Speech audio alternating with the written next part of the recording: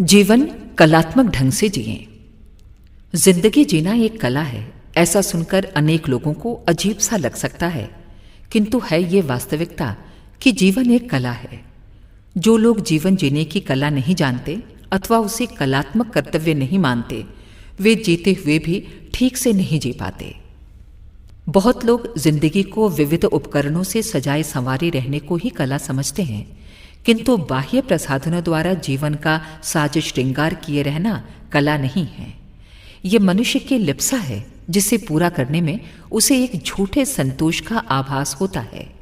फलतः ये मान बैठता है कि वो जिंदगी को ठीक से जी रहा है। कला तो वास्तव में वो मानसिक वृत्ति है जिसके आधार पर साधनों की कमी में भी जिंदगी को खूबसूरती के साथ जिया जा सकता है। जिंदगी को हर समय हंसी खुशी के साथ अग्रसर करते रहना ही कला है, और उसे रोज झींक कर काटना ही कलाहीनता है। साधन अथवा असाधन, संपन्नता अथवा विपन्नता किन्हीं भी स्थितियों में अनुरूप अथवा आवश्यक पुरुषार्थ के साथ सहजता, सरलता, संतोष, आशा, उत्साह तथा अव्यग्रतापूर्ण हर्ष विषाद का यथायोग्य निर्वाह करते हुए जीना ही कलापूर्ण जीवन है, जिसे प्राप्त करना न केवल श्रेष्ठकर ही है बल्कि सार्थक एवं सुखकर भी है। अखंड ज्योति, जून 1966, पृष्ठ 9-10।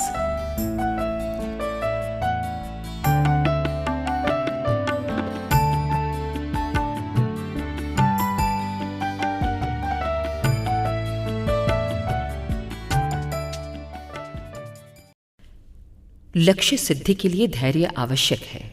कोई भी कार्य प्रारंभ करने के पूर्व एक बात मन में बिठा लेनी चाहिए, हम इसे अंत तक सफलता मिल जाने तक पालन करेंगे। मनुष्य जीवन में दृढ़ता और अडिगता की अनिवार्यतः आवश्यकता होती है। अपने जीवन को किसी और पर आधारित रखकर स्वयं उसे साधना संभालना तथा बहुत देर तक प्रतीक्षा करने में अधिक आनंद देखना है। साधना एक प्रकार का आनंद है जिसे थोड़ी देर भोगने से तृप्ति नहीं होती, वरन चिरकाल तक उस रस को लूटा जाता है। भार की तरह ढोने के लिए साधना नहीं, वो तो पुरुषार्थ का आनंद देने वाली होती है। अधिक बड़े संघर्ष न पैदा हों, इसके लिए ये भी आवश्यक है कि आपका साधन छोटा हो। साइकिल से टकराएगी तो क्षति कम होगी, रेल से टकराएगी तो बड़ी हानि होगी। धीमी गति में स्थिरता और स्थायित्व होता है। साधना सिद्धि और लक्ष्य सिद्धि के ये शाश्वत नियम हैं।